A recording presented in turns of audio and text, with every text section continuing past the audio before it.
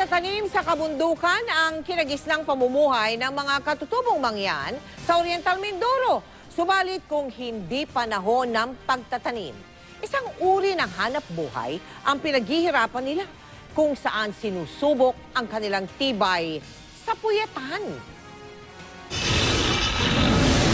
Kung ang bawat bukang liwayway ay hudyat ng panibagong pakikibaka, sa sitio Pookan sa Mansalay, Oriental Mindoro, takip silim daw ang naghahatid sa kanila ng biyaya. Bago tuluyang lumubog ang araw, naghahanda na mga lalaking mangyan ng kanilang mga kagamitan. Minsan ako, pag galing sa bundok, kaingin, pagtapos na ng mga tanimin sa bundok, paghapon na, doon na kami sa dagat.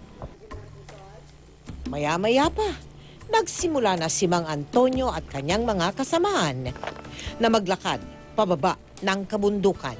Mahirap po, dahil nahabol po yung kubitan namin, tintusok namin sa ilalim ng bato, nahuhuli. At sa pagkagat ng dilim, isa-isa na silang lumusong sa dagat. Gamit lamang ang ilaw ng flashlight na nasa kanilang ulo at sibat, matyaga nilang sinuyo ang dagat. Animoy mga alitap-tap sa dilim. Hirap po sa dagat, tiyaga lang nga po. Tukurin ko sa sana sir makatapos.